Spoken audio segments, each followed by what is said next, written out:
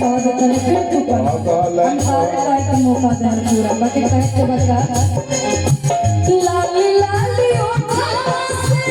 ये गाना आपको मेरे को बहुत पसंद है मुझे पता है